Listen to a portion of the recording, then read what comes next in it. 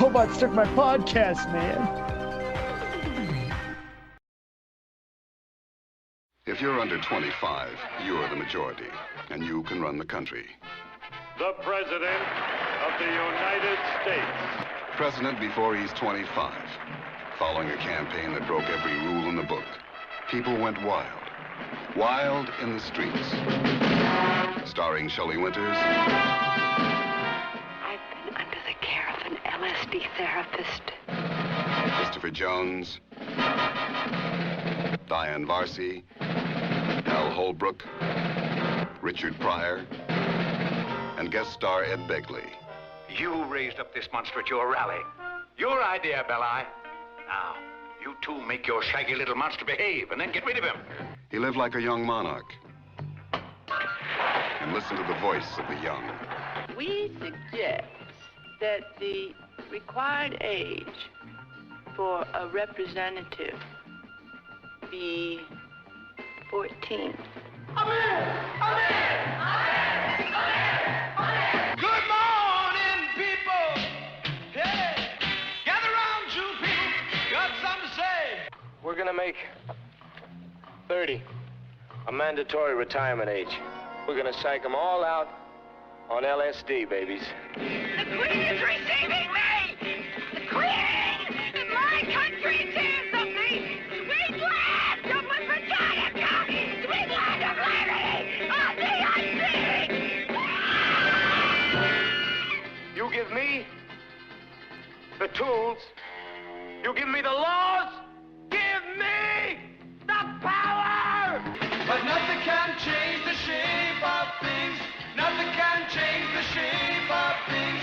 Nothing can change the shape of things. Nothing can change the shape of things to come. Welcome to our podcast, The Robots Took My Podcast. I am Jordan. And I'm Anthony. Anthony, what movie are we talking about today? Today we are talking about the 1968 counterculture political satire, Wild in the Streets. Wild in the Streets, the movie you and I as friends, first off, for you people out there, we bonded over. Not to get all mushy, but yeah. When we became friends, it was like me and him were the only people in the world that had seen Wild in the Streets. And pretty much it feels like that still to me this day. He's the only other person that I actually know physically in the flesh that has seen Wild in the Streets.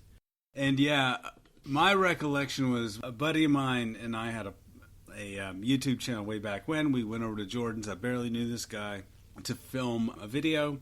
And after we were done, Jordan's like, hey, do you guys want to watch a movie? And we were like, yeah, sure, whatever. It's about midnight, and he's like, well, what about Jaws? What about Psycho? And he said, well, what about Wild in the Streets? And I was like, excuse me? Oh, yeah. Same. I was like, this guy knows about Wild in the Streets? Not to throw your friend under the bus, though, but, your friend was poo-pooing more of the titles than you were, actually, to your credit. No, thank you. But when you said Wild in the Streets, he was like, no, and he was like, no, and I said, yeah, definitely. And Jordan puts a movie on, and then this movie has a great soundtrack. Yes. I'm such a nerd. I know every song, and so I look over and Jordan's singing, and then we just start singing the songs. It was pretty awesome. So yeah. Here we are, several years later, reviewing this film, which I haven't seen in, I guess, a few years. It's been a while. I watched it a few years ago, oddly around the time of the last election, and it made it weirder, the whole thing. Yeah. Yeah. That's all I'll say.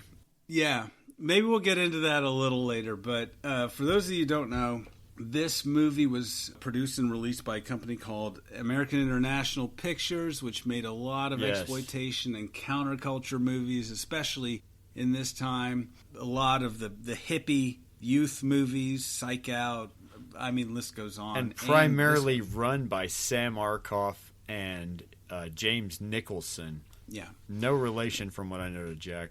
Yeah, and we last talked about them, I think, on another AIP movie, Born Losers. So Born check Losers, out that that's right. episode. We did talk about that movie, didn't we? Yeah. And so it's a very interesting film, to say the very least. The director, Barry Shear, I don't know. He did a lot of TV. Nothing really big, I think. I had looked him up years ago before because I've always been a fan of this movie, of course, but same here. Nothing ever stuck out in my mind that he did that was worth any bit of trivia. Sorry. Sorry, Barry Shear. Yeah, I mean, but interesting job directing this film. And the writer, Robert Thom, if I'm saying his name correctly. Or is it Tom? Is it Tom, maybe? Sometimes people say Tom. Silent H, wrote Death Race 2000, which was another political satire. Whoa, that a few years later. I didn't realize. Wow, that is an interesting connection because they're both satirical, sort of futuristic, over-the-top satirical movies in a sci-fi area. Yeah, and he wrote a lot of stuff for AIP, Bloody Mama, the Mama movies with Shelley Winters, and also your favorite movie, Angel, Angel, Down We Go. Oh, that makes sense. Yeah. Yeah, He wrote that movie? No. He wrote that movie, yeah. Wow. We have him to blame for that piece of crap. So, yeah. Wow, what a connection. I'm just saying, what a connection. All roads go back to Wild in the Streets, apparently. And everybody is in this movie, and we will talk about them in due time as they come up in the story. I have to add to this, too, also. I'm a fanboy, of course, till the end. And years ago, I had the good fortune of name-dropping, talking to the writer of the book version of Logan's Run on the phone. And he actually said he felt like there were two movies most predominantly that ripped Logan's Run off, uncredited, and he said Wild in the Streets and In Time with Justin Timberlake. No joke. But he's right in a sense because they give a history on this society in the book version of Logan's Run. And when you read the book version of Logan's Run, it's very much like what you see in the movie Wild in the Streets, which came out a year later after the book came out. Coincidence? I'm just saying. Anyway. These are pretty strong allegations you're levying here, Jordan. True. I don't know why he didn't go the Harlan Ellison route and sue their asses, but anyway. Well, I mean, I'm glad he didn't. I mean, yeah. This movie didn't need any additional hardship, that's for sure. But the star of this film is a Sir Christopher Jones. Sir Christopher Jones, yeah. And I know he's not knighted for sure. Can't even play a Brit properly. But anyway. I will give him this credit. He was probably one of the earliest young and up-and-coming actors to be compared to James Dean, as in meaning they were saying he's the new young James Dean and all that shit. The flavor of the month being thought of as the new James Dean. That was something new. And Christopher Jones, he was probably a few movies in at this point in his career. Yeah, before, I guess, Ryan's Daughter, which came after this, yes. He had to have his voice dubbed because he couldn't do an English accent. So anyway, how does this movie begin, Jordan? It begins in a really fucked up fashion, almost Freudian, where after we see the AIP logo, we don't go to the credits right away. We go to Max Frost being born, and we hear his mother, played by Shelley Winters. Shelley Winters of just everything. Everything. Big star in the 50s, and it kept going. She was on a little bit of a downslide. I wouldn't say downslide at this point in her career, because she kept working Poseidon Adventure. I mean, But, yeah, this was when you could get Shelley Winters for cheap for an AIP movie. It's odd, though. We get Max Frost's psyche from the get-go, from the opening. I can't remember what is it exactly his mother says to his father. I'm going to make sure my boy never... Yeah, it begins with fireworks, which means sex, right? Yeah. And then she's like, basically, don't get me pregnant. And she's like, if it's a boy, I'll die, and I'm going to raise him to know about men like you. He's not going to be a man like you, etc. So she is just a person who has issues from the beginning of Yeah. this film. That must have been an AIP low budget thing with the fireworks and all that. You know, like, put some narration over these fireworks. We don't have any extra footage to shoot, so just put some voiceover with Shelley Winters at the beginning and the other actor. But yeah, then we get to Max Frost, little Max Frost, under the bed kissing a girl for the first time, I'm guessing. Which was odd. It reminded me of the first time I remember kissing a girl to my memory, unless if I just dreamed it. But not as bad as what happens in this movie, because his mommy catches him, little Max Frost, kissing this little girl, pulls him out front of the bed and says, "Oh, dirty little girl, dirty little boy. Dirty little girl, dirty little boy." Ah. And freeze frame, and the music becomes traumatic sounding, and it begins with these great titles as well. Some really cool titles. Yeah. And but as I remember, though, we don't get to the titles though until the song. After. Yeah.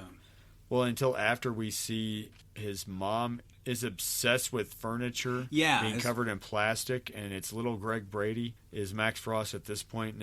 Barry Williams. Greg Brady from that old Brady Bunch TV show. And the father in this scene is like encouraging Max, like after being fed up, or Max like encourages the father, almost encourages the father to rebel against mommy at this point for a second. Like, you know, like, I'm tired of all the plastic covering all this stuff, and, you know, and then father rebels, and then mommy. He's like, who pays for it all? He's like, you do. All right. Yeah. And just like, his friends are coming over. They just tear all the plastic off the couch, and then mom comes home. Mom is pissed again, and she slaps Max Frost across the face.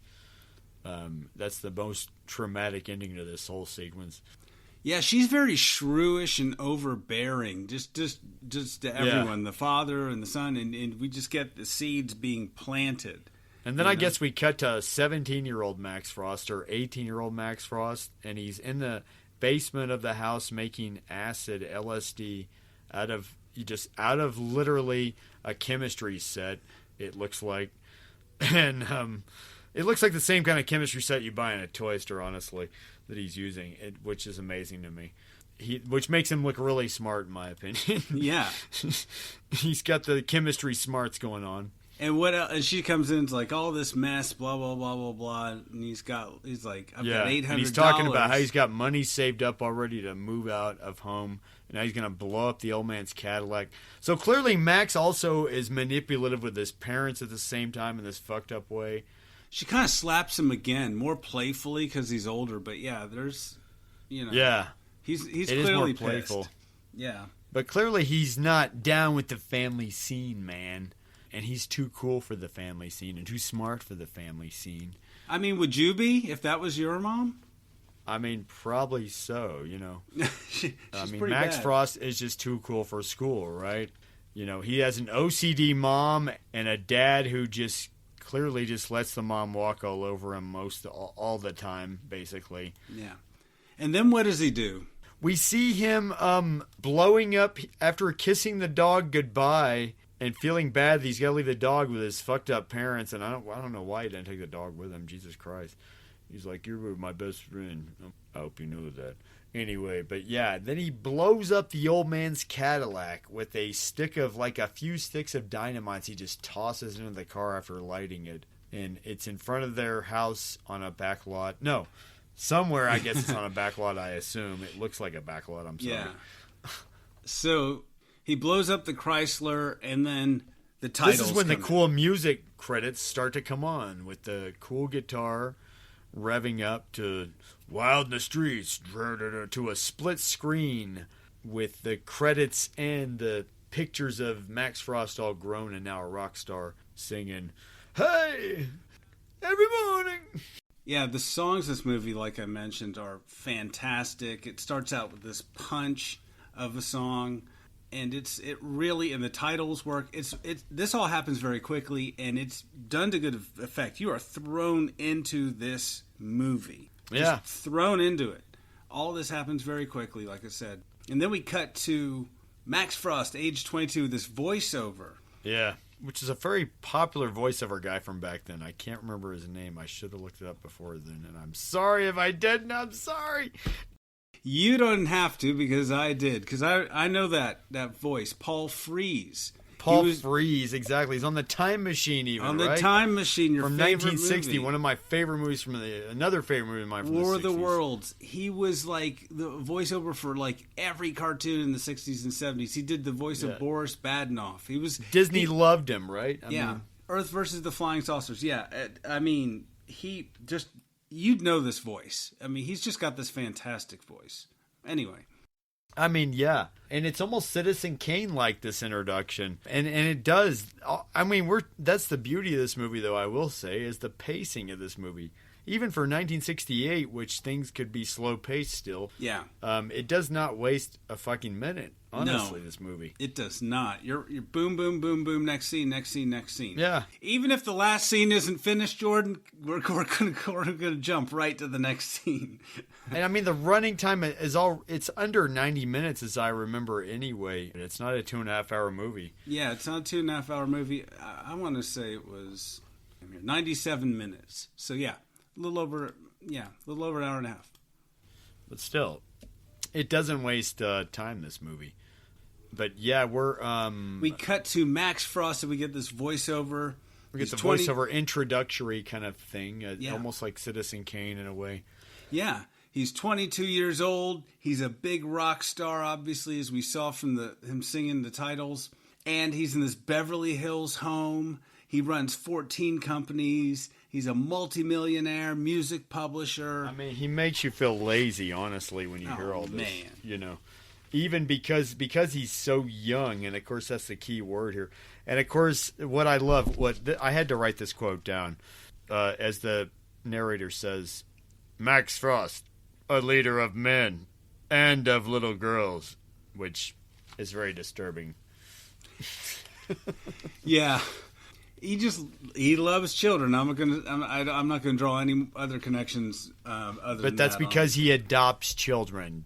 Let's not confuse this, people. Well, I mean, okay, so we find out that Max lives in this big pleasure palace with he was entourage before Adrian Grenier, right?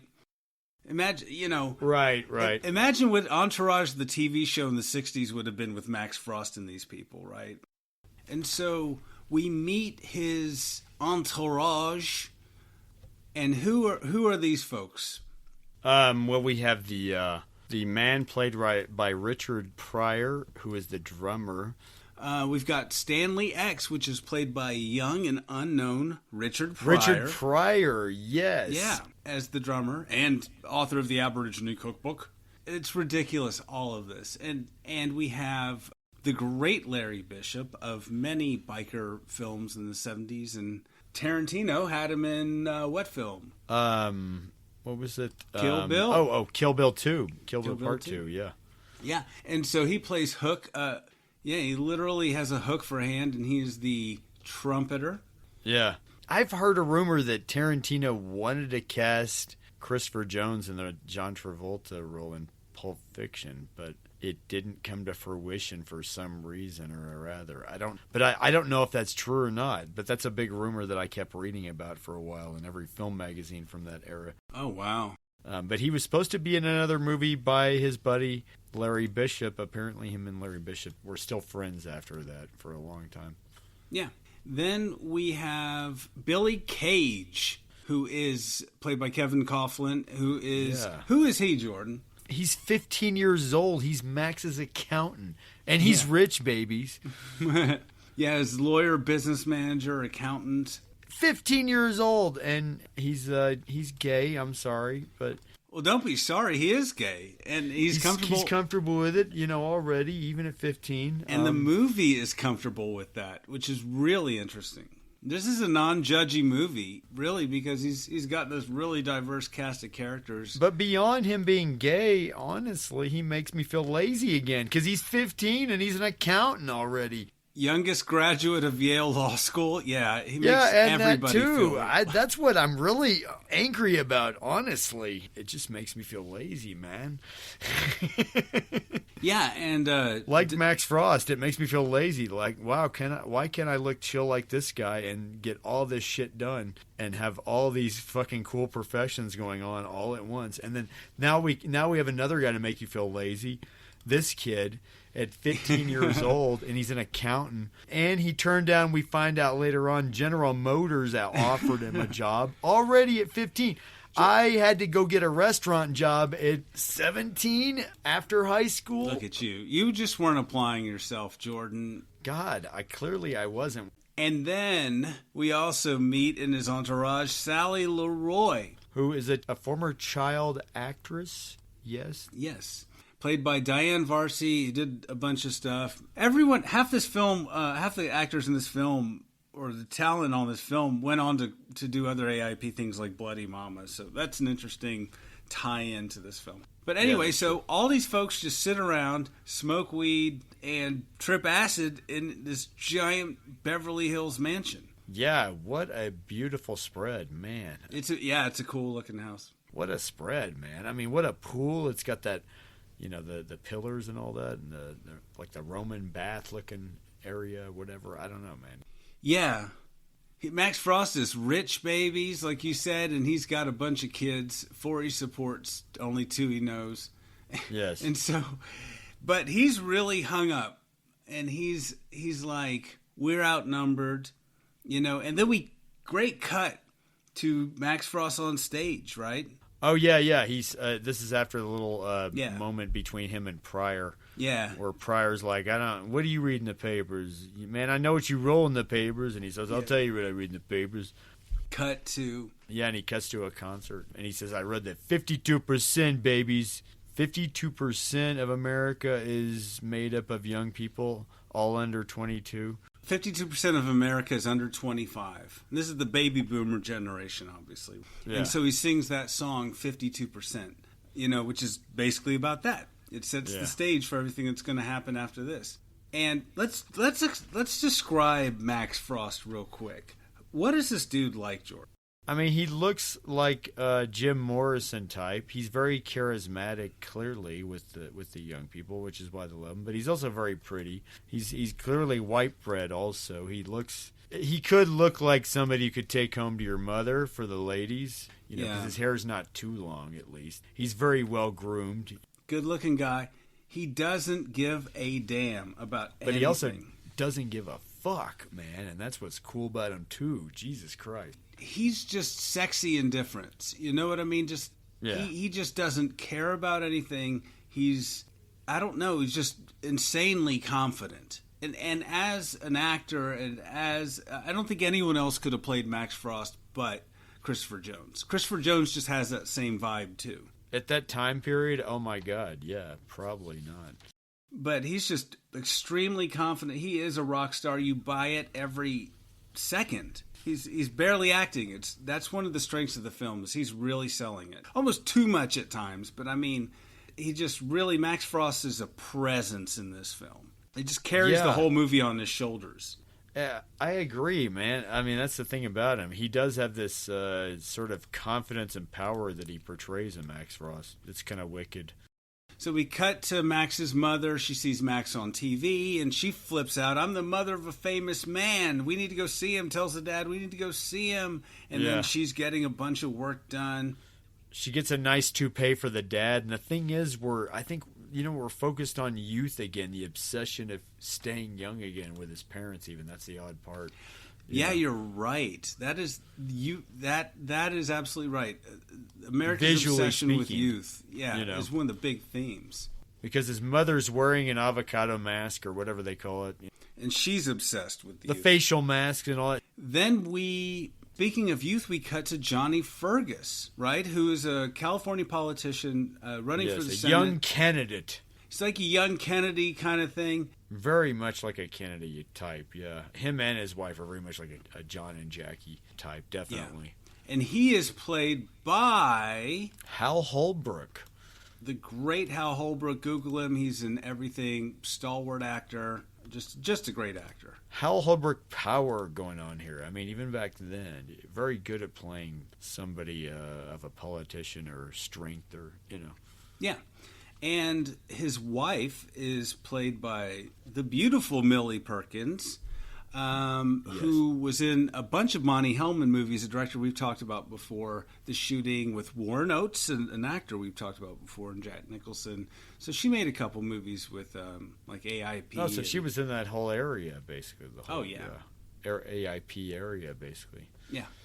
She's playing older than her age, which is kind of weird. But, oh, that's right. I didn't even think about that. Yeah, I don't know. But yeah, but she clearly is like a Jackie Onassis type again, once again. Yeah, exactly. So Max and his entourage are watching TV. Johnny Fergus is talking about lowering the vote to 18. That was a big, real issue at the time because of the draft in Vietnam and all sorts of stuff. Yeah, you can't vote, right, but you can be drafted to go off to war. So that was a big political issue. One of many that this movie just takes on. And I mean, we see marijuana smoking in this. They're rolling joints, tripping acid. This movie is just off the chain. It doesn't care. That's one of the strengths. That's one of the crazy things. But it's also being satirical at the same time. One has to remember watching this, just like to not take it seriously when one watches this, even in this time period. That it is a satire at the end of it all. But it does not hold back on any area, no, because it's just like, oh, look at how bad this guy is. Look at what, honestly, this guy does as well. There are kind of no heroes in this movie. It's really playing to both older people and younger people. At the end of it all, you really don't know who to root for, no. At the end of this journey we're about to go on, you don't know because the trailer says if you're under 30, you'll want to see it. If you're over 30, you better see it. And because... it's dangerous. That's what Max says. I don't want to live to be 30. These, his entourage is like, that's old, I don't want to live to be 30. 30's dead, baby. That's what he says. Yeah. Then we cut to a concert. Max's mom is trying to get in. And one of my critiques about this film is the editing. And it's really the style of the time, like quick cuts. We talked about this a little bit. We were talking about Beyond the Valley of the Dolls. Mm-hmm. So this movie is guilty of that as well. And she goes to the concert, and Dad's not having a good time at this rock concert. She sees her son on stage, and then we have this reverse Oedipus situation where she falls in love with her son, basically. Yeah, that was kind of weird. A Freudian thing. Yeah. I think it's a cross of, and I think it actually is a purposely Freudian thing. It's an Oedipal thing, like the whole Oedipus thing. But she's obsessed with him. Maybe obsessed with his youth. I don't. It's really weird. But it is weird. It is weird. It's a disturbing element in this movie that I'm not really sure pays off in any way. But it is definitely there, and it is not shy about that relationship. It's heavy. It is very heavy. It's like, and it's not mentioned once. It's a theme in this movie, and so. She sneaks into the back of the venue, and he hasn't seen his mother in years, and so she latches onto him. They get in this car. She's driving this Rolls Royce, and she's just erratically driving crazy all over the place. And then what happens, Jordan? Boom. She crashes and hits this little boy that happens to be sitting in the park. They all pile out of the car, and this is the odd part of the movie, I think, where it goes off the rails a bit. But yeah. I guess it's there to make its point across, but Max peels the little boy up off the grass, and he says, "Look what you've done! You'd kill God himself if you had the chance! If you get your hands on him." Yeah, so the kid plays a good corpse, but yeah, this is it. He definitely doesn't want to see his mother now. If James Dean had been alive, at this point still, and not died, and he played Max Frost, that's kind of like how he'd done the scene, probably, I imagine. I've got the bullets. Yeah, it's just very much New York acting going on there. Strasbourg acting level going on there in this scene. Anyway.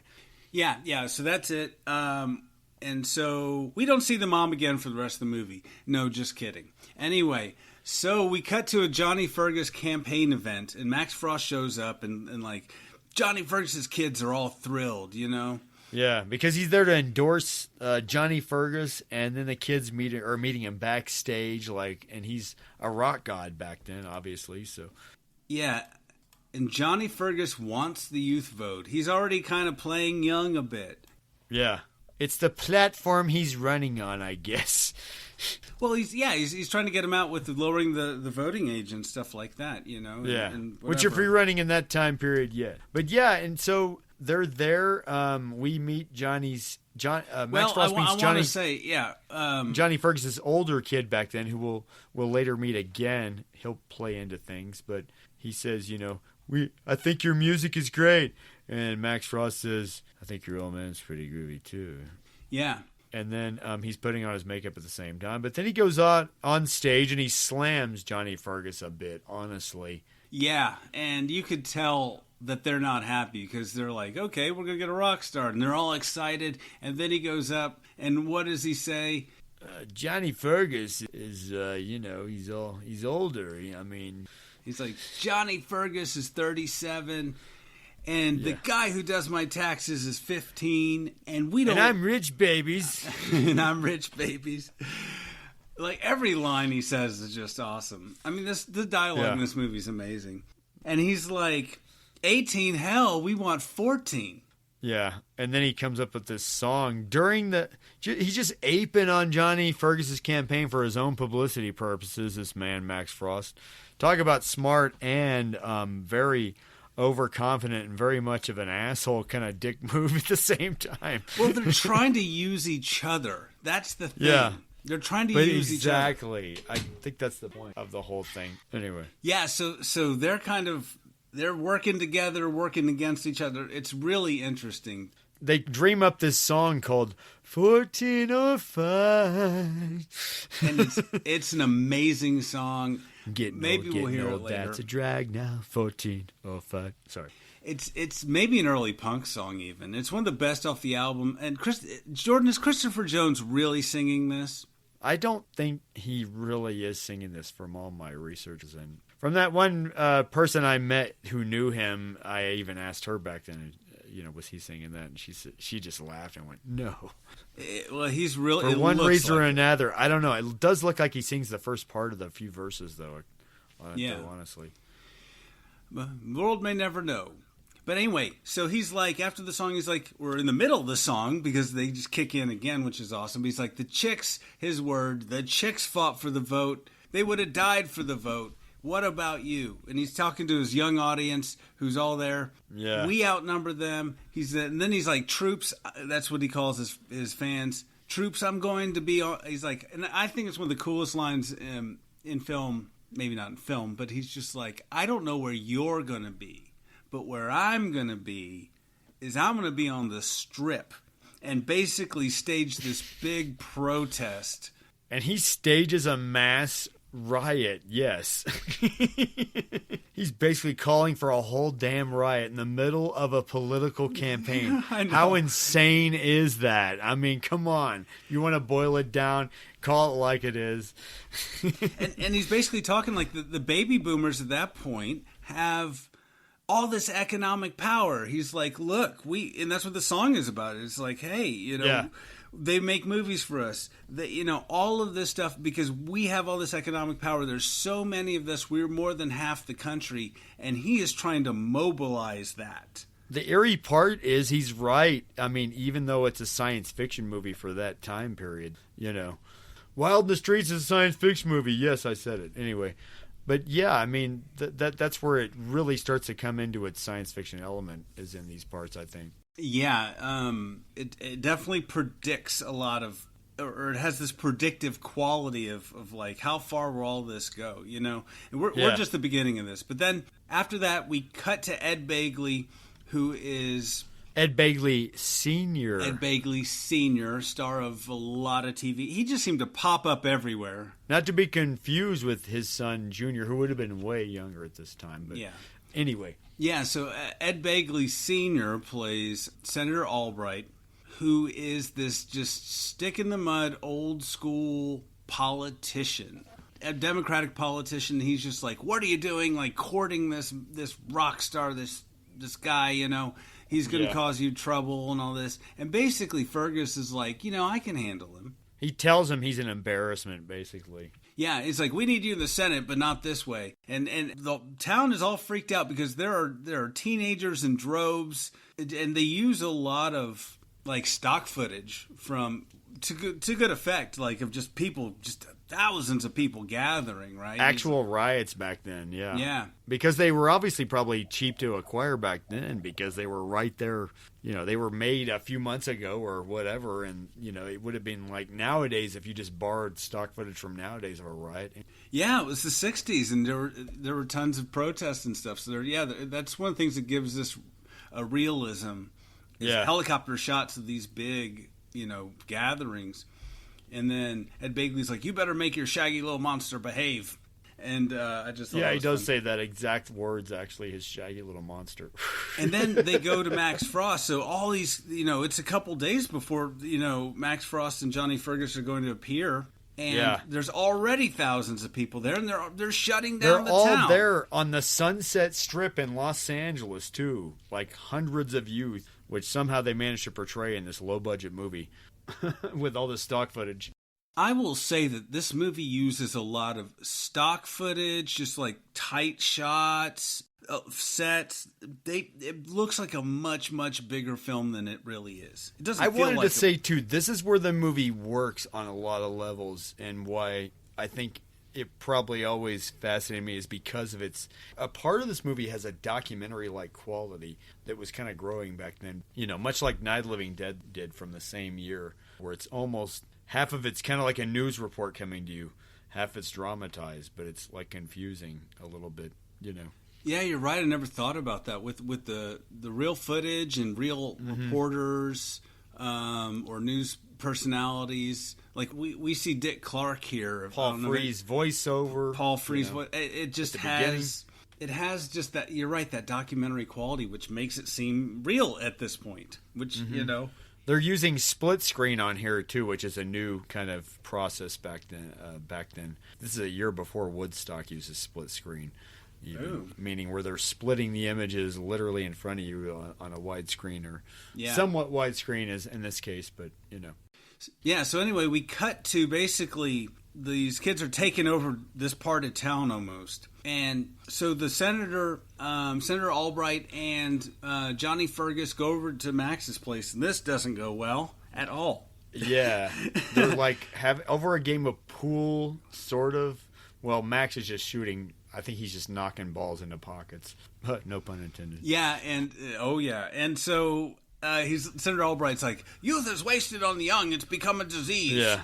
And they're just like arguing, and Richard Pryor like puts his arm around the senator, and he's like, "Ooh," and it's like, "Oh, okay, I see how that." Because he's talking about how his mother had to vote, and use his shoes to look, polish up his shoes to look like It's kind of serious when he says it to him, and then of course he just it's like my mother used to sterilize my shoes to keep my feet clean, and they let her vote. Because they're saying you can't let kids vote, right? They're too young, they're not responsible. And he's like, the old folks in the old folks' home vote. You know what I mean? So they're basically making this case for lowering the voting age to 14. And there's this whole scene is just great. Bagley, Richard Pryor, everyone's great in this particular scene. So he just, what happens then? What happens next as they're talking? When Diane Varsia, Sally Leroy, comes in with a tray of milk, and she passes the milk, and he says, "What's this?" And she says, "Tiger's milk." Well, she's also topless. Oh, and she's topless, and he says, "Yeah, this is Sally Leroy. She used to be a child star. Then she started posing naked." Yeah, and so he's had enough. The senator's had enough, and he storms out, and then Johnny Fergus is like, "Oh, man." And so they have this talk. Yeah. And he's just like... In modern terms, this would be like the equivalent to like if the president went to Kanye West's house because Kanye West was like, let's lower the voting age to 14. Jordan. And it didn't go well. All of that did actually happen. It did? In the last administration. Oh.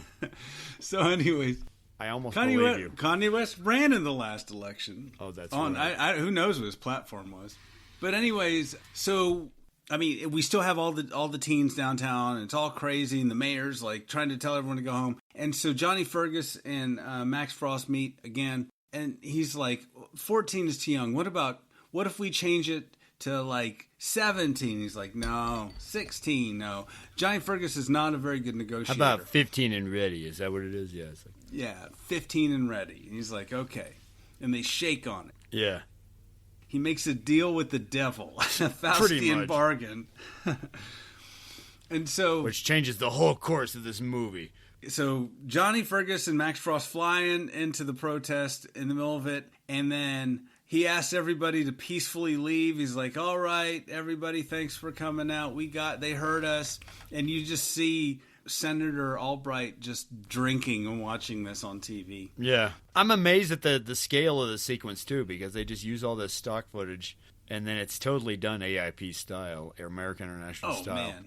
You know, all you see is the main actors in the helicopter making the announcement, the helicopter in the background, and they're just like literally a few people around them, a microphone, a helicopter in the background. That's all it is, technically. Cut to the crowd, cut back to the not matching footage. The crowds are all stock footage. It's all like... And these are a bunch of college-age hippies, too. They're not like 15 years old. Anyway. So back at home, like, Johnny Fergus's son wants to go to the rally. He's like, well, the mayor says it's not safe. This is before they come and disperse the crowd. And he says... Oh, yes. This is Johnny Fergus's oldest Jimmy son, Fergus. Yeah. Who's obsessed clearly already with Max Frost because they met backstage earlier. Yeah, and he's about, I guess, 15, 16, something like that. So he's like, well, the mayor's an old bastard. And then Johnny Fergus just man-slaps him in the face. He slaps the shit out of him. I mean, Will Smith style. Ooh. Too soon. No, I'm kidding. Too soon. Plenty soon enough. I'm sorry, Anthony. Will Smith is nothing but an old bastard. I'm going to storm up on that stage, Jordan. Yeah, you heard me. What are you going to do, slap me through the microphone, Anthony? You keep Will Smith's name out of your motherfucking mouth. Anyway, and then so after that, Jimmy Fergus sneaks into Max Frost's palace, right? Which I guess, yeah, he does not give a fuck about security at all. He's not like Scarface at all. He's not paranoid, clearly, which is interesting. He's not worried about people out to kill him for no reason or all crazy reasons even. It was a different era. It was a different era of open air mansions, Jordan. People didn't lock their doors, even rock stars. Jimmy just comes in through the sliding door, you know. No big deal. I mean, I guess I believe it for that time period. You know, the plot's got to happen, Jordan. The plot's got to happen. So anyway, he comes in, Max Frost tackles him, and he basically says, look, I'm here to tell you that there's this congressman, he's dying, and, you know, you can run. You only have to be 25. And Max Frost is like, damn, I'm only 24. But he's like, Sally Leroy is turning 25, like, in a couple of days. Yeah, it's amazing, too, that he was able to wake them up, quickly alert them to all this stuff. Even though they're laying around, who knows? Maybe they're coming down from a big long acid trip from a whole day. Yeah. Middle of the night, everyone's passed out. Just amazing how alert Max and his team are to this political stuff, like when they need to be. Yeah, if someone woke me up, I'm just saying, because if it was me in that, if I was me and I'm Max's entourage, I'd be like, wait, what? 10 more minutes. Yeah, exactly. What do you mean? I don't know. What does that mean? I don't know anything about Congress right now. What are you going to do? Make me go look at encyclopedia? Yeah, you kind of got to know a little bit about politics here. But, I mean, they are so... just even for being acid heads and all that and hip, you know, I mean, I imagine they'd, like, trip on acid 24/7, Max Frost and his people. Yeah, and the movie... It's amazing how alert they are. The movie doesn't judge all the drug use. There's a lot of drug use. The movie's like, cool. God only knows what else they're doing. Yeah. Yeah, who knows? Anyway, so Johnny Fergus wins the election. Yay! Yay! Max Frost helped him get elected. And then, so we cut to some concert footage, and this looked a little green screen to me. I don't know if it's just the lighting, but Max Frost is there, and we cut to some more, you know, crowd footage. And he announces Sally Leroy's candidacy right? Oh, it's not green screen because they didn't have that back then. But I think it's just they shot him against the sky with blue two screen. people in the background, and they cut to stock footage of crowds basically again. It just looks weird. It looks like he's super. That's why I think. Yeah, it just looks like rear projection or something to me. I don't know. So anyway, he announces Sally Leroy's candidacy. Then we get this quick montage. Boom, boom, boom, boom, boom, boom, boom. And then she's elected to Congress. Sally Leroy! Sally Leroy! A quick campaign montage, yeah. Where the campaign, it's just campaign montage, yeah. You don't even see people voting. But it gets the point across quickly, which I admire about this movie. Getting its point across quickly is this movie's Yes. And maybe it's Achilles' heel. Anyway.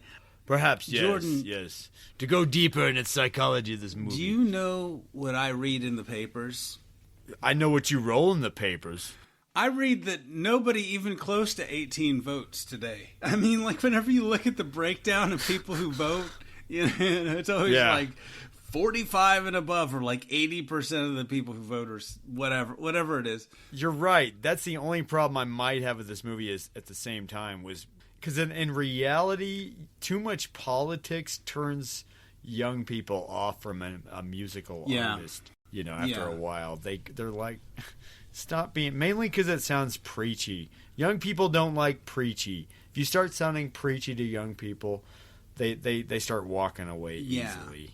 They want to go in their room and just leave, just go away, leave you. Yeah, leave me alone, I think they get political, like 18-year-olds or whatever, 17-year-olds, whatever. They get political to a point, but they're not. They also just get bored with it.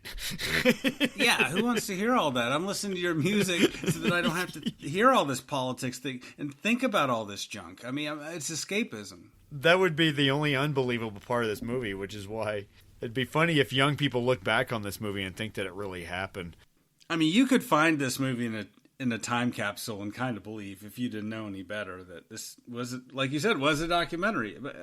I think after a while, young people would be turned off with the politics of this musical guy, because that's all Jordan, he goes on about. It's just, it'd be no different from any other artist going on about the rainforest and. This was the '60s. It was obviously we weren't alive back then, but it was a different time, right? And I think people were a lot political, a little older than 15, or whatever. That's true, though. Artists got more political back then, and usually people rallied behind them. Yeah, you're all right. Those psychedelic people, musicians were all super political. Not all, but I mean, there were a lot of, it was just kind of came with the territory. And I think that's what people were down with, because protests and things were happening in Vietnam, and the vote, and, civil rights, and all sorts of stuff was happening.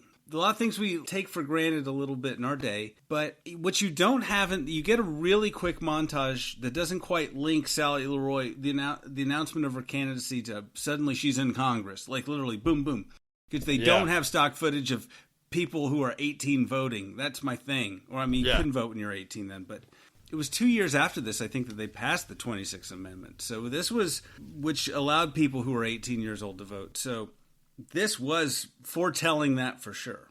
I know back then I read about, how the Doors lead singer Jim Morrison could start riots, sometimes just he could incite riots easily, and it made the security policemen more upset on stage sometimes. But sometimes he was good about it, inciting riots. Of course, he didn't have to tell you to vote for like Johnson or Nixon at the same time.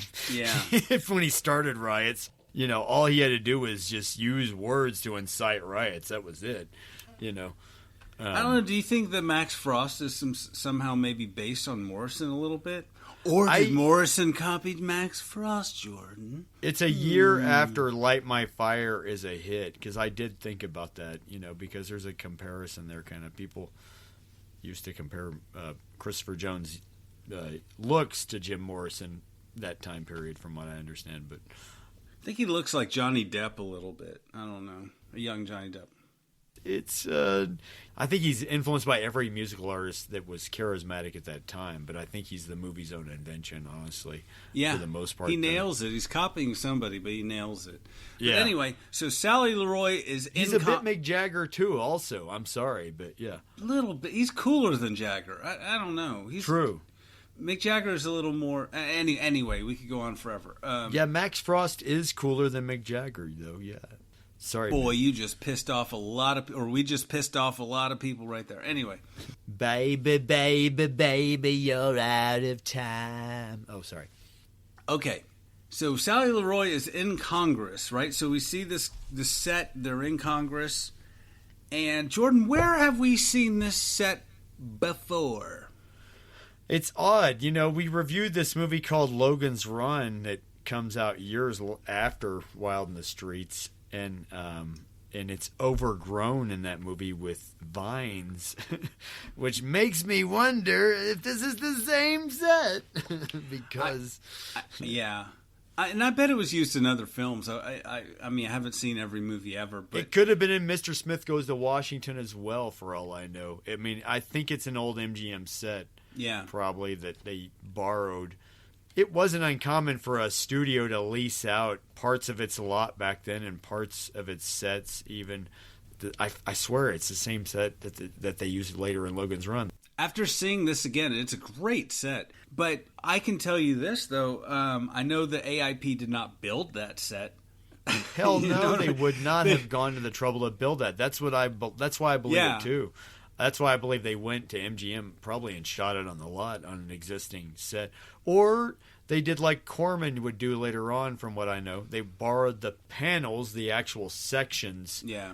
That could be, but obviously it ended up it was at MGM either way later on. Or yeah, AIP would have shot Congress and made Congress a public library. You know what I mean? So this is definitely some bigger studio set. It looks great, and they use it, Jordan. They use the hell out of the set. We paid for it. We're going to use it every time that this movie can happen. That's why I believe, too, that they did not build the set once again. They were like watching It's almost like they were watching Roger Corman work and go, okay, yeah, look at how he used up that set. Let's do that. So basically, Sally Leroy is in Congress. She's wearing this like Captain Crunch hat. You know, British Admiral hat. She's got this tambourine. And what is Sally Leroy like, Jordan? She's like tripping on acid. Exactly. It's the only way you can describe her. And then she's talking about lowering the voting age at the same time. For every like candidate, nominee, everything. She introduces a bill on the floor to amend the Constitution, right? To have the age for a representative, a senator, and the president lowered to 14. To 14, yeah, exactly. That's just, insane, right? And that doesn't fly. And of course, you've got a bunch of hippies up in the court in Congress now, and nobody's happy about that. Yeah. And they're like 14 or 5, 14, including Jimmy Fergus. Senator Fergus, now his son. And so he's firmly with them. So they say no. And then you get all these protests at the Capitol. And then what happens, Jordan? You got all these protesters at the Capitol. Then what happens? What happens after that? They storm the Capitol. Oh, that's right. They storm the Capitol. 12 of them get shot. As if this movie takes a dark turn at this point. So yeah, 12... as if this movie didn't have enough oh shit moments already. Oh God, every 10 minutes is it's an acid drop moment for sure. And so they storm the Capitol. Freeze frame on people getting shot, and then all of a sudden, the shape of things to come. Another great song on the album. Max Frost comes out of the shadows, singing on TV or at a concert, and he's dressed all in black. There's a new sun rising up angry in the sky. There's a new voice crying, we're not afraid to die. Sorry. The songs are great, like I said. And he says, they killed you. They killed you, troops. Yeah. He said, they killed 12 of us. They killed 12 of us, troops. He's got a single tear on his face as he's singing. Single calculated tear, yeah. And then so Johnny Fergus meets his son in Congress. Same Congress. This scene, yes, I love this scene. Because Johnny Fergus's, his son, Jimmy Fergus's hair. This is after he's already been hanging with Frost and company, so his hair's all froed out. Yeah. It's all like hairsprayed and blow-dried perfectly up. And so his dad's like, I want you to come home. Your mom and I want you to come home. He's dressed all mod and everything, Yeah. He's like, we want you to come home. And he's just like, no, man, you don't get it. I'm with Max now, basically. So it's like the greatest betrayal. Max turned on him. He says to his dad, I really don't dig that family scene, you know? And he's like, and then Johnny Fergus says, you could drive a man to drink. He says something else political to him, and he says, well, you could drive a man to drink. And he goes, you know what, Dad? You're a part of that alcoholic generation. That's your hang-up, man. And so he's like, you can't stop this. It's already happening. And Johnny Fergus is pissed because, look, Max Frost stole his, he got elected. His baby boy, his firstborn. He stole his baby boy, yeah. His firstborn's turned against him because of Max Frost.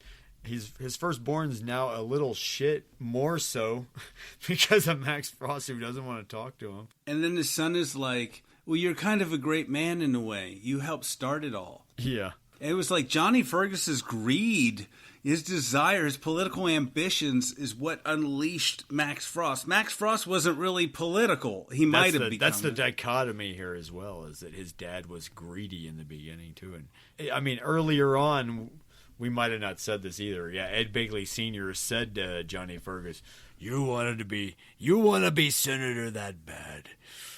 Yeah. And that, is the biggest political ring right there, or the biggest political sort of line that just echoes throughout eternity. Message. This movie is just chock full of messages. Every bite, there's a message, but it's going somewhere. It's flowing. And this is when the movie becomes what everyone remembers this movie as. Because Johnny Fergus goes home drunk. He's like, says to his wife, I'm a part of that alcoholic generation, and just goes to his daughter's room and rips all the posters off her wall of all the, all these 60s posters. Yeah, he's ripping all the posters off the wall, and he rips the Max Frost poster off the wall predominantly. And he says, you need to read, I want you to read Winnie the Pooh from now on. I just want you to read something, sane and be a child here, yeah. And she's like, Daddy, I hate you. I don't want any political influence here. I don't want anything with undertones. I don't want anything with subtext. He doesn't want Max Frost to take another child of his, And so pretty much. Because you know what? You almost believe it at that point in this movie, too, as well. You feel sorry for him. I mean, he started this, but you realize this is starting to get out of control here. And then Max Frost comes up with an idea because they're all, him and his posse are hanging out there. His entourage, and where are they hanging out? Smoking weed, but on the set. The Congress chambers or whatever we want to call it. Everybody's hanging out on the Congress set late at night, he's got smoking his weed. leather jacket on with no shirt underneath, something I did years ago when I was a kid on acid, where I just took off my shirt and I put the leather jacket on like an idiot just because it felt more comfortable. Well, he looks cool. He's got a style. Story. But he's got a style, man. You got to say he looks good in this movie. He does have some cool threads, Max Frost, no joke. But anyways, so he gets the idea. It's like, he's talking to his entourage, and they're like, well, they're never going to go for this. We're not going to get the votes. And he's like, what if?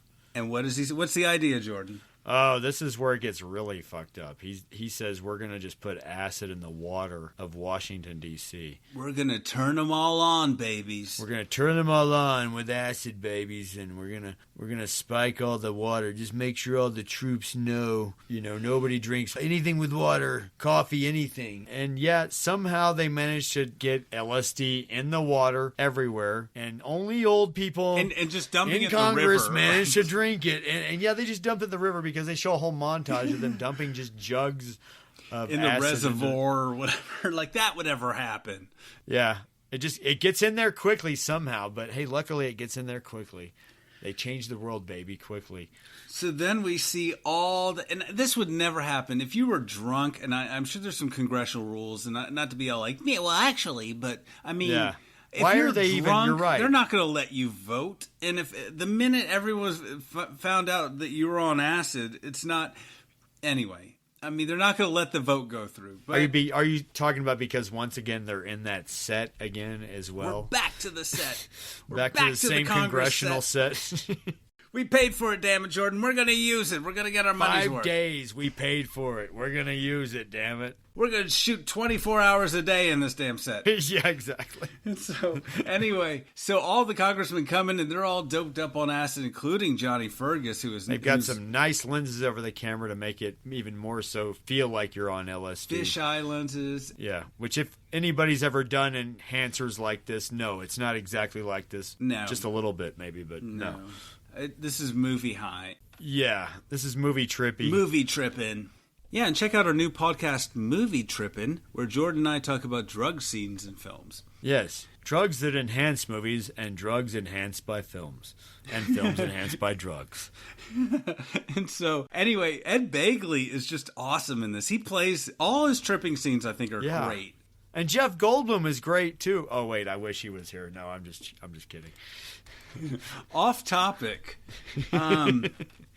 In one of the crowd scenes, and I don't know this to be true because I haven't verified this, but I've read that cameo? there is a cameo from a very young Gary Busey. Oh, no shit. And Wild in the Streets? Yeah, who knows? So, Gary Busey. Who knew? Gary Busey. That's my Gary Busey voice. Wow. If anybody can verify that, we'll give you a tab of acid. I want to be an actor. How hard could it be? Come on. And so they're all in Congress. The senators all vote, and then like everyone's laughing. It's all crazy scene. And then so Johnny Fergus is pissed off because the vote to lower the voting age to 14 passes, and he goes to see Max's mother to get some help. Yeah. He tries to convince her somehow, like really in a quick scene, like.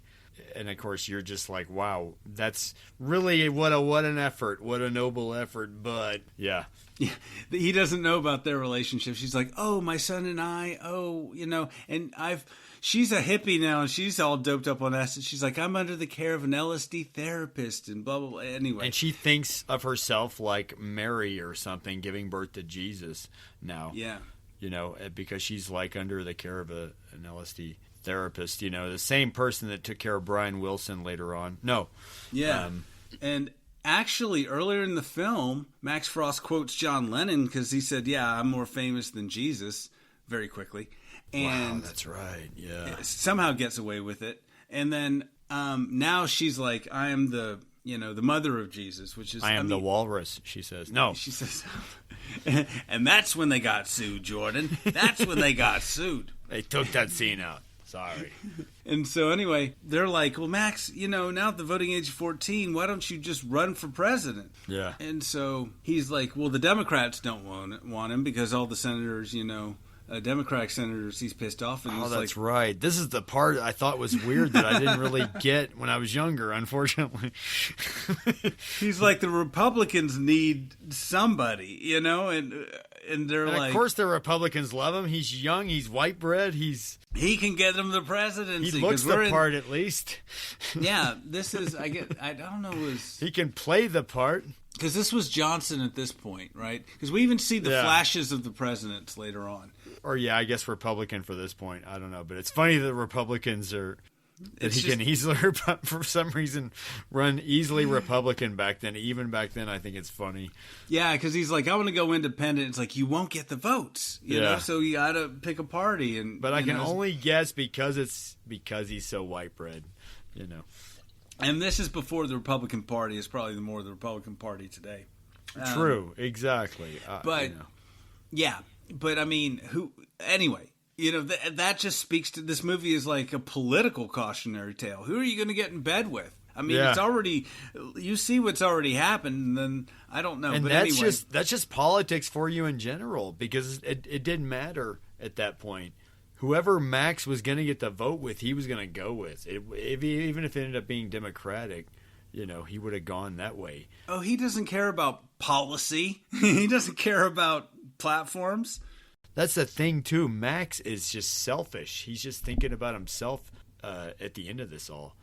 And it's all about how politicians, they just want to get elected. But it's how politicians are, exactly. They just want the party up there in power. That's all it's about. And you can slice this movie into several different layers and watch it on any level. You can see it as a smart political commentary, like a real cynical political commentary. You could see it as just a hippie acid whatever 60s flick. You know, you could see read it You as could a see it comedy. as a Mad Magazine piece, even, or whatever. Yeah. You know, a Mad Magazine satire, but it is a satire at the end of the day, even, and it's a satire ridiculously about a rock star who gets a hard-on to go into politics. You know, which is in itself is ridiculous because it's almost like nowadays if you had a pop star, because Max Frost is not just a rock star, he's a pop rock singer. I mean, meaning he sells fucking pop singles, you know? So it'd be the same thing as if like Justin Bieber, when he was more famous, decided to go into politics and decided to run. Or, well, then again, we did have Kanye West run for politics, not so successfully, but he did get on the ballot nevertheless.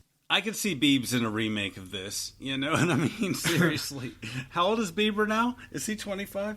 Anyway. No, he's over 25. No, he's 30, actually, I think. I think he's like 40, isn't he now, Justin Bieber? I'm just kidding. He looks great. So, anyway, Max announces his candidacy, and we see Dick Clark from, I don't know, all those... What do we remember? American Bandstand. American Bandstand back then, he was popular. When Amongst we were young, many, he was things, doing the ball drop every year for the New Year's thing for a long time before Ryan Seacrest. Right. Then he gets elected. We get a montage, which one of those times when the movie looks bigger than it is. It's got a bunch of like really well edited stock footage, blah blah blah. In 30 seconds, once again, Max is elected the part president. too where he's giving this speech and he almost sounds like Hitler like though. He's saying, he says, "Give me the power, give me the power," and that's a Citizen Kane moment. That's what I read. He's got he says you give me the laws, you give me the votes. You give me the power. You give me the tools, you give me the power. And he's got this big Citizen Kane-esque poster behind him. And he's just clearly mad with power, just drunk. But I get why Christopher Jones probably had to act larger than life in that scene in general, because he is just acting in front of nothing but probably a podium and nobody in front of him. Even crosses his eyes. Because I don't think there was any crowd in front of him at all. In that when they were filming that, it was just him locked away in front of that billboard probably, and whatever, maybe lights and a few people behind him, but not a big crowd in front of him, so he's having to act like there's people in front of him. And that's his strength. He fills the screen. You believe that he is acting to... He's not acting to the back row. He's acting to 2,000, 10,000 people, and you feel it. He's reaching through the screen to you, Jordan, and you're like... I agree with you, though. I did get Citizen Kane vibes again a lot. You know, I always got those kind of Citizen Kane vibes being a fan of this movie. I mean, there's the parallels but, because think about it. Max Frost is himself obsessed with not youth but childhood. Yeah. As was Charles Foster Kane. Not getting any attention, basically, because I think that's what it is with Charles Foster Kane. Is he's not getting enough attention, and the same thing with Max Frost. He's just not, because they're basically wanting more attention, but they want love and attention under their own conditions. You know, that's the problem. Last person or thing that he seems to have really loved, because he just has a bunch of chicks flowing through, was the dog. The dog is his rosebud. Absolutely, the dog is his rosebud. I was going to say the same fucking thing. It's funny how that dog never comes up again like Rosebud at the end of the movie, oddly, though. Like, there's a photo of the dog he had, or a painting he had of the dog at the end, or a paint by numbers he had of the dog made. Yeah, but it's interesting. We could dissect this. This movie has layers. We could dive deep into this for years, and I'd probably need to see a therapist after, or anyway, it's got a lot going on. Again. So, we use the Congress set again. Max is elected, and for some reason he walks into Congress because we have the set. Jordan, we're going to use it. We paid for it. God damn, you're right. It's there again and again. And is this where Jimmy Fergus is trying to assassinate him? Yes. Makes an assassination attempt as Max Frost, newly elected Max Frost is giving. Too soon, Jordan. Kennedy just happened, I think, 5 years before this. Yeah, and this is the same year as Robert Kennedy, even. And Robert this movie to even do well under those circumstances was amazing. I think it was earlier in the year. I don't remember. Oh, it might have been before, because I wasn't May or something. I don't know when Robert Kennedy. But it was the same year, oddly. Wow, 68. yeah. But it was the post future. John Kennedy, yeah. And it was Robert Kennedy was John Kennedy's brother and assassinated this year. And There are a lot of assassinations, happening in the 60s. But anyway, so he's giving his State of the Union. He says the problems, here's the solution. All the problems we have in the world are basically caused by the old people. He's like, give me the tools, give me the laws and the power. And he just makes it convincing. He's just like, he says it's not this race, it's not that race. I'm not saying exactly his words, but he says it's not this race, it's not this race. And it's not even the commies, it's not even the Chinese, it's not even the, It's the old people. It's the old people. God damn it. The old fucks. We're going to stuff them old tigers back in their tanks. Yeah, that's right. We need to stuff those old tigers back in their cages, baby. He's like, here's what we're going to do. Like, the president has all this power. I guess if everyone's doped up in Congress, he can do whatever he wants. But he's like, or what we're going to do is we're going to make 30 a mandatory retirement age. We're going to set up rehabilitation camps, mercy centers. And then at the age of 35, everybody goes into these camps and we psych them out on LSD, baby. He says we're going to psych them all out on LSD so they won't hurt anybody. And then what, Jordan? What do we see? We quickly dissolve as he's saying all this, too. 2 actual camps, like concentration camp looking place where a bus is dropping these people off just dressed in these onesies. These big purple robes that looks like a cult or something. These smocks, basically, these overlong dressy smocks. And, they're just these cultish robes. And, there's already older people running around and they're dropped off. And we see Senator Albright's been dropped off, and he's already... People are giving... I'm sorry. I'm skipping ahead, but people are being forced by these younger men in black. His troops, his real troopers. He's got like stormtroopers. Which are just like SS-looking dudes with, T-shirts and black caps and black T-shirts and black jeans and... black boots, anyway, black crops, but and they're forced to take a drink off these little fountains of water, which are, I guess, we assume got LSD in there. Oh yeah, totally. And we see his mother show up there even, and she's like going, "I'm under 21," but And so, we also see a bunch of people being dragged out of their homes, like older people being dragged out of their homes. And then one reporter asked him, like, the mother gets dragged out, and then we see Johnny Fergus's wife there even. Yeah, and hold on. Am I skipping ahead too much? Yeah, no, you're right about all of that. But this is allusions to Nazi Germany. Obviously, it slaps you in the face with this.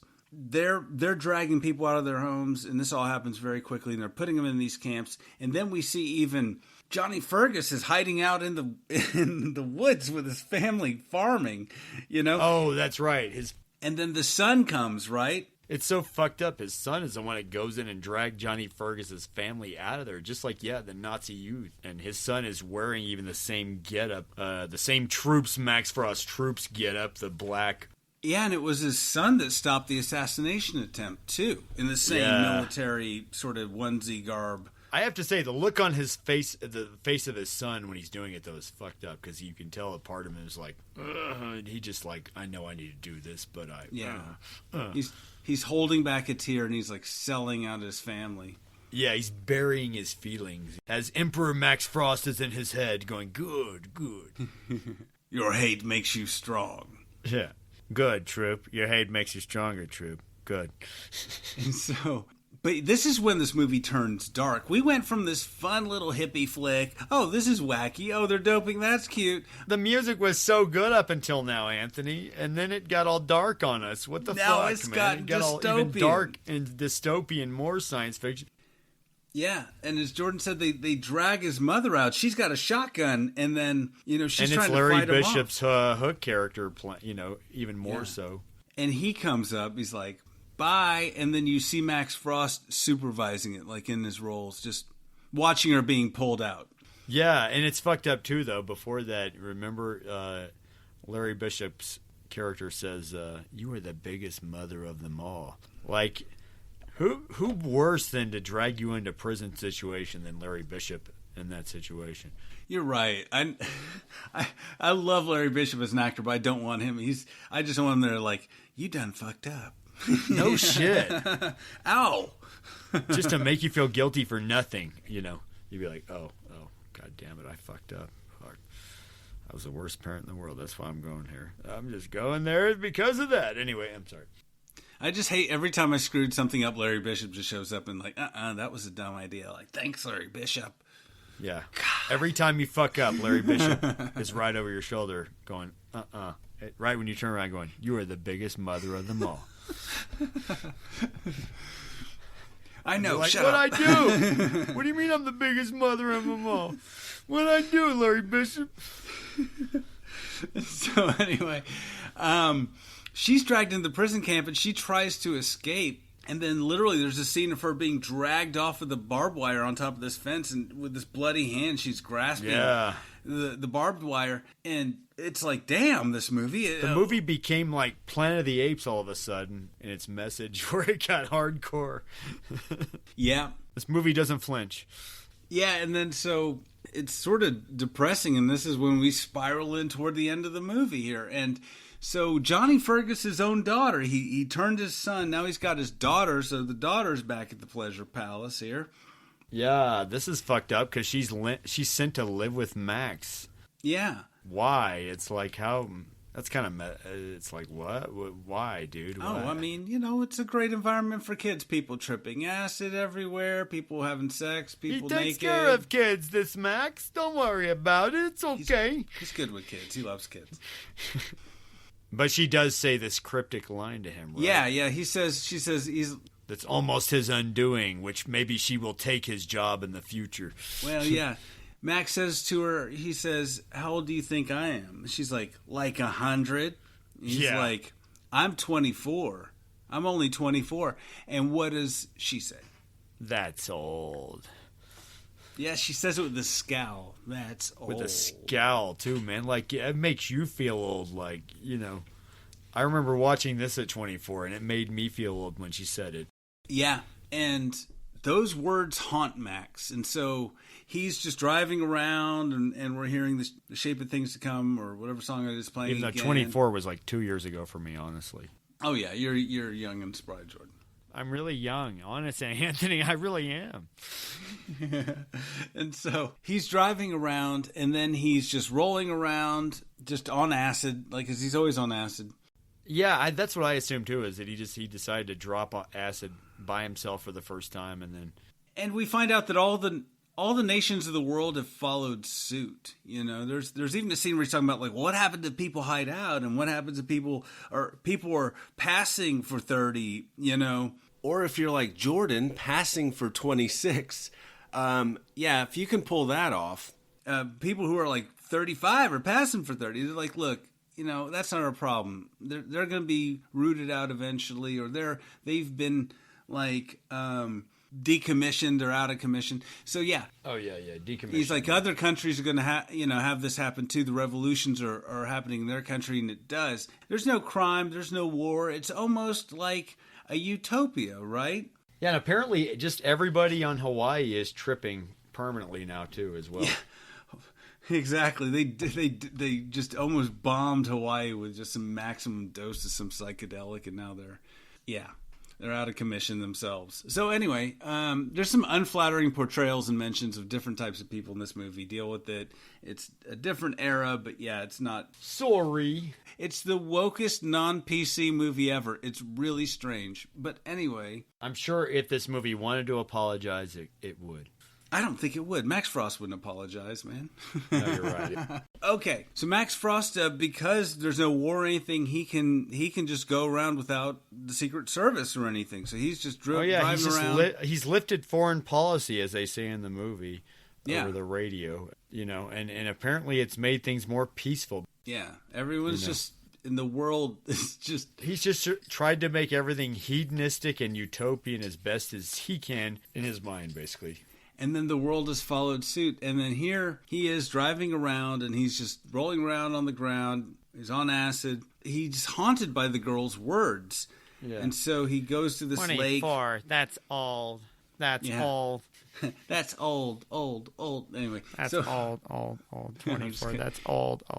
And so it's very strange. He sees this crawfish on a string, and he pulls it up. Little crawdaddy hanging on a string for some reason, hanging off on this hook. pier. He's sitting on a pier, And then he just puts it on the pier, and it bites him, or snaps at him, and he stomps it to death. And I think he actually kills this crawfish, Jordan. I was happy to see that. Because we've all been on acid at one point and found a crawdaddy that bit us, and we were like, oh my God, it speaks! It talks! And you had to stomp on it for that reason, because it was talking. It was screaming at you, Anthony. That's why you had to stomp on it. Oh, I'm sorry. I didn't mean to go there. Anyway, that was not... I'm not talking about the movie, I guess. Sorry. Another Jordan acid flashback. Yes. Anyway, so yeah, he stomps on it. Why did he stomp on it? I guess because he was on acid. That's what I assumed. It just bit him. It bit him, and so or pinched him, and so he was pissed off, and then he kills it. And then these 3 little kids come up, right? 3 little boys, yeah, I guess. And they say, that was our crawfish. His name was Williger. He was our pet. Williger, yeah. They named him Williger. Why'd they name him Williger, though? I'm going to be picky there. Yeah, I didn't like that. What a dumb fucking name, kids. That's not I'm just going to tell you, kids, that's a dumb name. Okay, sorry. Be nice, Jordan. But that has nothing to do with the movie right now. I'm sorry. It is not a good crawfish name. A good crawfish name sound like an old is man now. Sir Pinch-A-Lot. How about Lionel? That's a good crawfish name. Lionel is a pretty good crawfish name. How about Seymour, Seymour's even better. Yeah. How about Crawford? Oh, good one. Crawdaddy Crawford. Crawford, I like that one. And so anyway, the kids are like all pissed off because he killed the crawfish. Yeah. And he's like, what are you going to do about it? I'm bigger than you are. And I'm president, bitch. But no, he says, I'm bigger than you. And then he walks away. He's kind of grumpy. This little girl got to him. And so what does the kid do? He looks off to the side of the camera. Well, does he look in the camera? He looks right in the camera. Looks right in the camera. He says, we're going to put everybody over 10 out of business. And then he looks away at the director and says, is that good? And then they cut. And then the movie resolves. I know. Because you still see him look off the camera, I swear. In that shot, I look at every time he does, and I think they're telling him, no, look, keep looking at the camera. Like he's supposed to be looking at the camera. Look at the camera and say the line. Okay. And then it's like he's looking off at the director. Is that good? Is that good? Like he got yelled at by the director traumatically. No, I'm just joking. I don't know. So anyway. Now say the line. Look at the camera. Say the line. Poor child actors in this film. Yes. A lot of child actors. I hope they were doing everything proper in this movie. Oh, labor law wise. There were so many kids in this movie, Anyway, so criticisms about this film. Jordan, I've seen this movie a lot. It is a fantastic film on many levels, as if everyone couldn't tell. We love it. But this time, I hadn't seen it in a few years, and I got some things to say, Jordan. Yeah. I got some things to say. Like, the honeymoon phase is over. I still love this movie, but I gotta say, it almost moves too quickly at times. Like I said a little earlier, that was the style of the time, cut. But the story, it's trying to tell so much story and so much happens that it kind of feels a little rushed. They cut over things, and things happen really quickly. It's like boom, explaining boom, boom. things very quickly in a rapid-fire pace. Yeah, it has a lot of things that really should stop and explain, but that's not the point. We don't have time to go into that. Here we go with this plot. And it does the editing also technically... I don't know if they're real changes, but it's real choppy at times. Like, it'll cut right to something, That was a style common with AIP, I think, pictures back then, because they were trying to rush the movie into the drive-in to be a double feature with another movie. Yeah. But it's very fast-paced, though, for its time period, once again. It is a strength.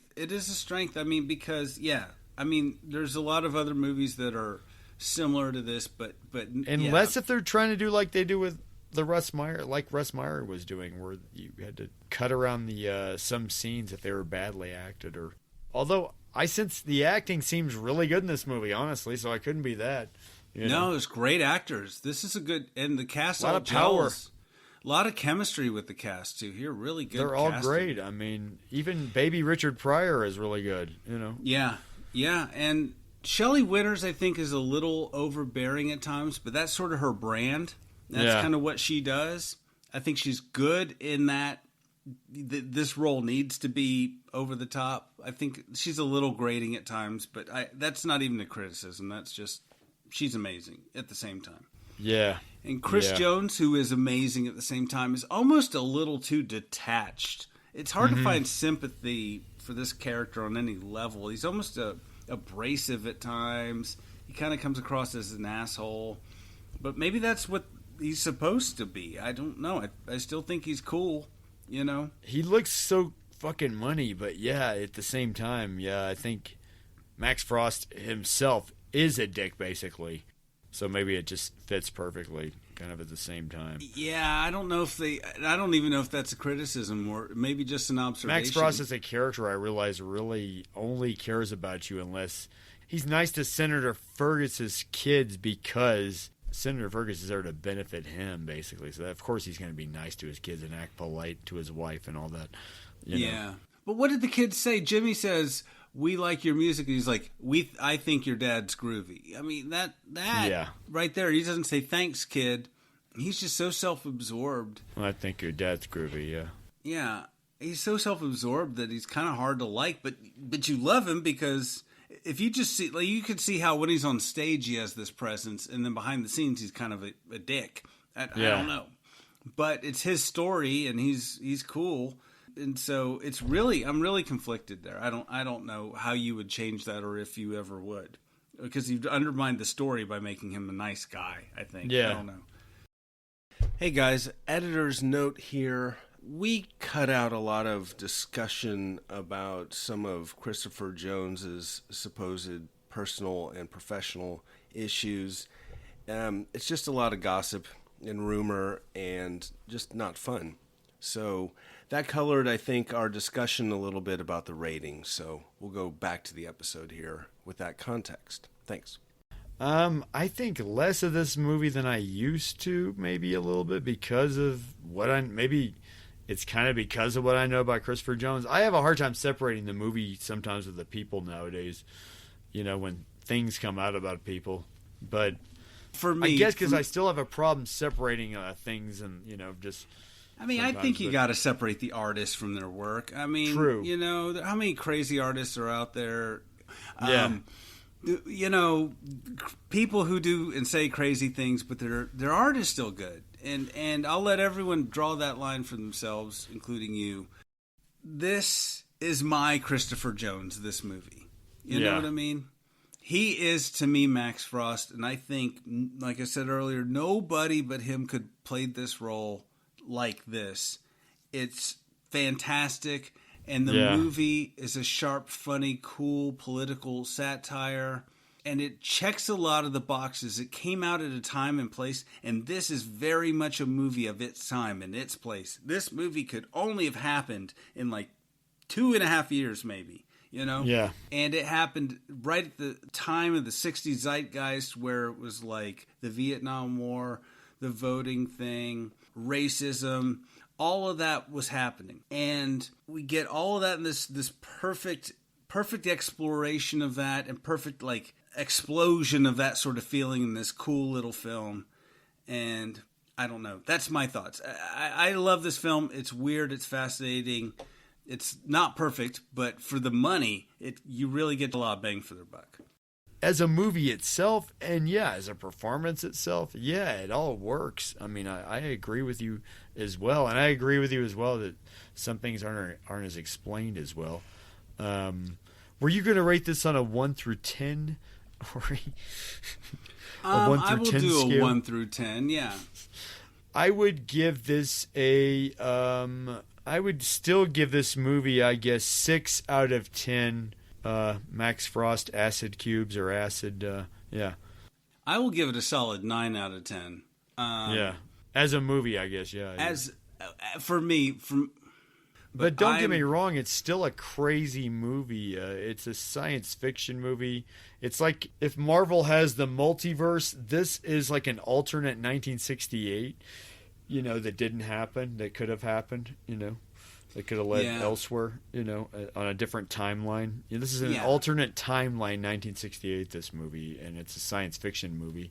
And it's like it's almost like a prequel to Logan's Run, dare I say. Well, I give it, for me, 9 out of 10 psychedelic acid trip talking crawfish. But for most people, if you're not into cult film, if you're into cult film, you're going to love this movie. But if you're just a normal person, maybe 5 or 6, maybe you go out like, I don't get it. But it is a smart political satire, and I really think it kind of foretold the future. Bear with me. We don't get political here very often, and I'm going to try not to be very political. But think about what's happened very recently, right? The last president was a bit of a rock star, right? Yeah. Who rose to office on a wave of populism. Oh, you know, that was brought there by groups that felt disenfranchised, people that didn't feel like Washington was listening to them or representing them, right? Wow, yeah. And that led to a group of rioters or protesters, however you choose to view it, storming the Capitol and people dying in that situation. So I was watching this now a little creeped out because they were like warning us in the future that, you know, hey, things like this can happen. Like, I think it's important just to mention that, whatever they were thinking back then, and these, you know, hey, the boomers of today, this was them when they were young. And so I just think it's interesting about it's making a commentary on populism and what happens whenever you have, like in this case, a rock star versus, and it's a cautionary tale for the future. Like you have a rock star doing this in the 60s. Now we have Twitter and social media of all types, Facebook, whatever. You know what I mean? And so in the future, we could still have this happen, something to this level. You know? It does predict the future in that somebody who has popular appeal becomes president just without any political experience at all. You're right. And how dangerous that can be. So maybe and how dangerous it could be, yeah. I think going forward, this can be something that's on people's minds even today. So that's why I think it's important to watch. And that's why I think it's even more important today to see this film. It's funny, it's whatever. Yeah. But it makes an interesting point. In this country or other countries. I say 6, too, because I don't know if anybody would get it just normally watching it. It might throw people off. They'd be like, what? What is this movie? I don't know. Well, because everyone's going to be on acid watching this movie, Jordan. Well, that's what I would hope, at least. You know, this is somebody. You should not watch this movie. You should not watch this movie sober, people, by the way. Not at all. Please, watch it under the influence of please, smoke something interesting before watching this movie. Eat something interesting, drink something interesting in combination. Yes. But you know what is interesting on top of that was the soundtrack peaked at number 12 on the Billboard charts.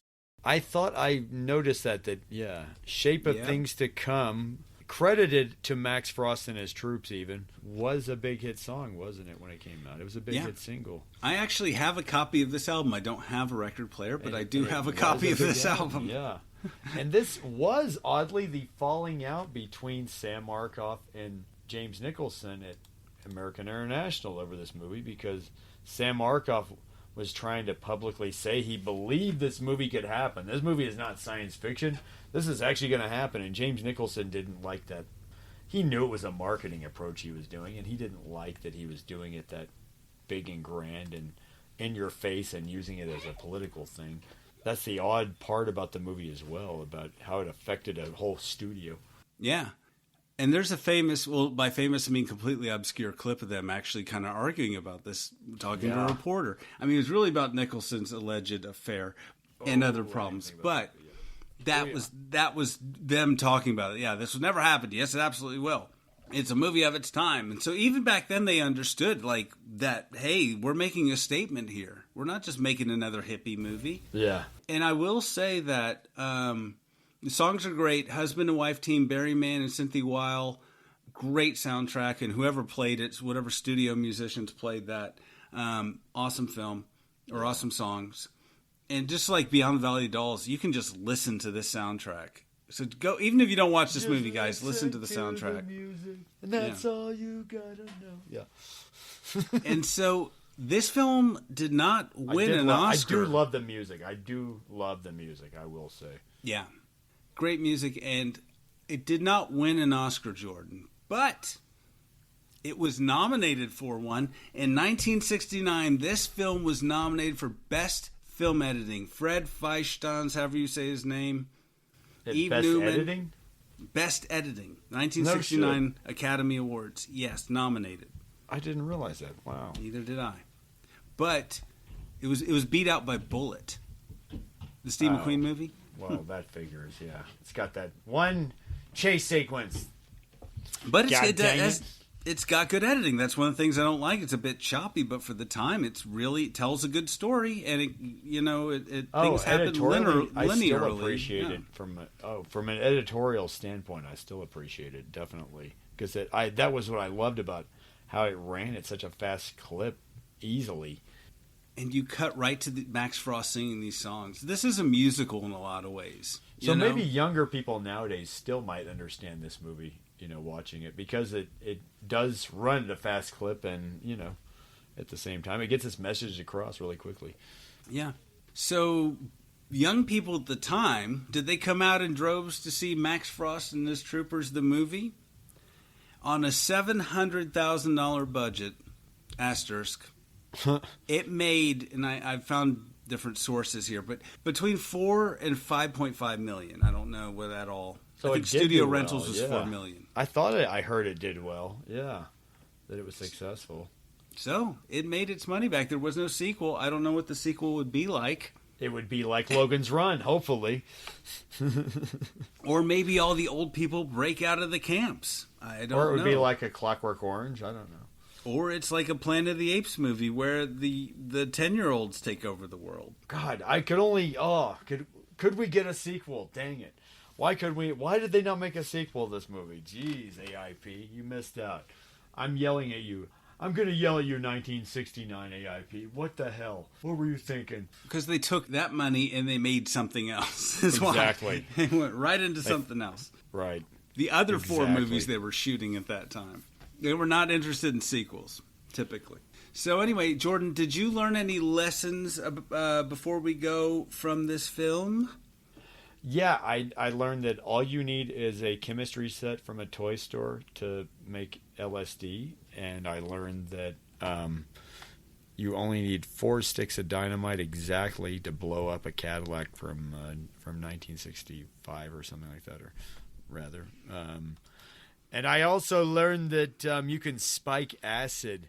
You can put acid into water, LSD into water, by just throwing it into a reservoir nearby, because that's where everybody's drinking water is anyway, right? So you could spike everybody's drinking water, Anthony. Just like I did not even realize this. Totally. Why did anybody not know this? You didn't know that? Totally. And all you need is a water jug size, the same kind of water jug that you put into a water dispenser, basically. Yeah. I learned that just about anybody can get into Congress. Even Sally Leroy. Even Sally Leroy. They'll let anybody in there. I mean, anyway. And even a rock star can become president. Even in America, a pop rock star can become president, in America especially.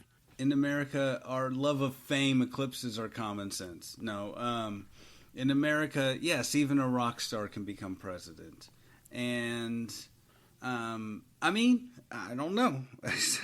He ended war, Jordan. He ended war and poverty. I don't know. I will say, overall, the movie is obsessed with youth, and that's the part of the satire as well. Is just what Ed Begley Sr. says in the movie. Youth has become a mockery of itself. I think he says something like that. This whole movie is a cautionary tale, so I learned quite a bit.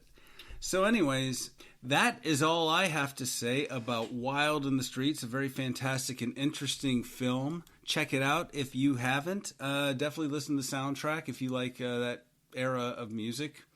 Yes. And next time we will talk about some other movie, probably with fewer Congress people. Probably with less acid. Probably with less acid trips, possibly. Probably, because we really need to come down at this point. Yeah, exactly. I've got a contact high at this point, and probably with fewer rock stars and topless former child stars, and maybe or maybe not a Richard Pryor movie. I don't know. This is our second movie with Richard Pryor in it, Jordan. Well, that's not a bad thing. I mean, Richard Pryor, Sir Richard Pryor. So, anyways. Thank you all for listening. Every single one of you who's listening right now, we appreciate it. We hope you enjoy this. We love you. Thank you for listening to Harley Davidson and Marlboro Man, especially. and all the episodes. Check them all out. So anyways, thanks again for listening, and this has been... The robots took my podcast, and you are the biggest mother of them all. All trailers, clips, music, or any other copyrighted material are used sparingly, edited from their original forms, and used for the purposes of criticism, discussion, commentary, and education about these fine films.